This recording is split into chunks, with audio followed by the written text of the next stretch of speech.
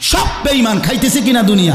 তো আল্লাহ তাআলা বলে কুলু ওয়া তামাত্তাউ কালিলান, এই নাফরমান কিছু সময়ের জন্য দুনিয়ার মধ্যে খা, ভোগ কর, ইন্নাকুম মুজরিমুন, কিন্তু মনে রাখিস তুই কিন্তু নাফরমান, তুই কিন্তু পাপী, আমি কিন্তু তোরে ছাড়বো না।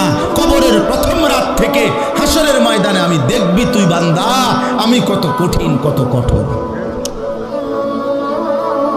তোরে আমি দেখাবো। ভাত খাইতে লইছা খাও,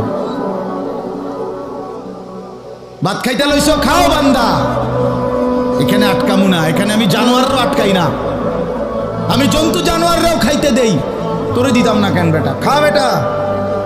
কিন্তু ইন্নাকুম মুজরিমুন, মনে রাখো 7টা বাজে নাস্তা করতে বসছো, আল্লাহ যেন ডাক দিয়ে বলে বেঈমান খা, ঠিক আছে নাস্তা, কিন্তু মনে রাখিস ফজরের নামাজ পড়স না, আমি হিসাব রাখছি। রাত 10টা বাজে খাইতে বসছো বেঈমান, ঠিক আছে খা, কিন্তু মনে রাখিস এশার নামাজ পড়ো নাই। ঘর করলা, ফার্নিচার বানাইলা, ঠিক আছে থাকো, তো মনে রাখো এগুলো সুদের টাকা, এগুলা কাস্টমারে ঠকাইয়া মিথ্যা বইলা ওজনে কম দিয়া ওই টাকা আমি জানি, আমি বান্দা দেখব।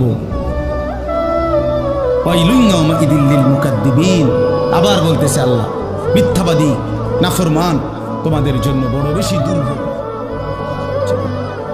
এরপরে আবার বলে দেখেন ওয়াইযা কিলা লাহুমুর কাউ লা ইয়ারকাউন, এই ছেলেরা তোমরা সবাই শোনো, আল্লাহ তাআলা আবারও বলতেছে সমস্ত মিথ্যাবাদী নাফরমান তোমাদের জন্য হাসরের ময়দানে কেন লাঞ্ছনা হবে, এর প্রধান কারণ ওয়াইযা কিলা লাহুমুর কাউ লা ইয়ারকাউন, যখনই বলা হতো নামাজ পড়তে, যখনই বলা হতো রুকু করতে, যখনই বলা হতো সেজদা দিতে, লা ইয়ারকাউন, আল্লাহ তাআলা বলেন সে রুকু করে না, সেজদা দেয় না, নামাজ পড়ে না, নামাজ পড়ে না।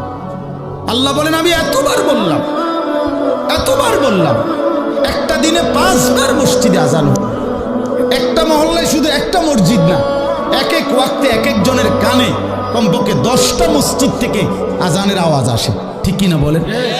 কিরে বান্দা এত শক্ত হইলি কেমনে বান্দা, আমার এত বড় আসমান জমিন দিয়া, এত বড় কায়নাত দিয়ে বান্দা আমি তোকে লালন পালন করলাম, বিনিময়ে তুমি একটা সেজদাও দিলা না।